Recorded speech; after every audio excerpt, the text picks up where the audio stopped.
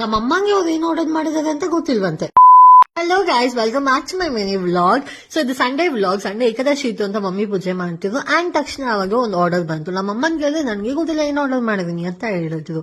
So ನಮ್ಮಮ್ಮ అయితే ಸಿಕ್ಕಾಪಟ್ಟೆ ಆರ್ಡರ್ ಮಾಡ್ತಿದ್ದಾರೆ. ಅವ್ರ ವ್ಲಾಗ್ ಶೋಭಾ ವ್ಲಾಗ್ಸ್ ನ ಫಾಲೋ ಮಾಡಿ ಆದಷ್ಟು ಬೇಗ ಹೋಲ್ಡ್ ಆಗ್ತಾರೆ. ಅಂಡ್ ನಮ್ಮ ಮನೇಲಿ ಹೇರ್ ಫ್ರೈರ್ ಬಂದು it's mean like 3 months finally ಇದನ್ನ ತೆಗ್ದು ಯೂಸ್ ಮಾಡೋಣ ಅಂದ್ಬಿಟ್ಟು ರಿಸರ್ಚ್ ಎಲ್ಲ ಮಾಡಿ ಸಮೋಸ ಮಾಡೋಣ ಅಂತ ತೆಗ್ದು ಮಾಡಿದೆ. ಸಖತ್ ಕಷ್ಟಪಟ್ಟು ಅದ್ರ ಬಗ್ಗೆ ಹಿಂಗೆಲ್ಲ ಮಾಡೋದಂತ ಯೋಚನೆ ಮಾಡಿದೆ.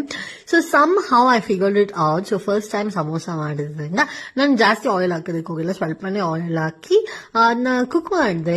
ಇದು ಈ ರೀತಿ ಕಲರ್ ಆಗಿತ್ತು ಆಯ್ತಾ. ನಾನು ಬೆಂದಿದೆಯಾ ಇಲ್ವಾ ಅಂತ ಒಂದು ತೆಗ್ದು ನೋಡಿದಾಗ ಕುಕ್ ಆಗಿತ್ತು. ನಾವು ಆಯಿಲ್ ಅಲ್ಲಿ ಡೀಪ್ ಫ್ರೈ ಮಾಡಿ ತಿಂದಷ್ಟು ಚೆನ್ನಾಗಿಲ್ಲ ಅಂದಿದ್ರು ಇಟ್ ವಾಸ್ ಮ್ಯಾನೇಜಬಲ್ ಅಂತಾನೆ ಹೇಳ್ಬೋದು. ಸೊ ಸೆಕೆಂಡ್ ರೌಂಡ್ ಮಾಡ್ಬೇಕಂದ್ರೆ ಸ್ವಲ್ಪ ಆಯಿಲ್ ನ ಎಕ್ಸ್ಟ್ರಾ ಹಾಕಿ ಬೇಕ್ ಮಾಡಿದ್ರಿಂದ it on to be more crispy ಮತ್ತೆ ಇನ್ನೂ ಚೆನ್ನಾಗಿತ್ತು. ಸೊ ಮಮ್ಮಿಗೂ ತುಂಬಾ ಇಷ್ಟ ಆಯ್ತು. ನಾನಂತ ಸಿಕ್ಕಾಪಟ್ಟೆ ರೆಸಿಪಿ ಟ್ರೈ ಮಾಡ್ಬೇಕು ಅನ್ಕೊಂಡಿದ್ದೀನಿ. ನೀವು ನನ್ನ ಚಾನಲ್ ಫಾಲೋ ಮಾಡಿ ಟು ಸಿ ನಾನು ಏನೆಲ್ಲ ಮಾಡ್ತೀನಿ ಅಂತ. ಓಕೆ, ಬಾಯ್.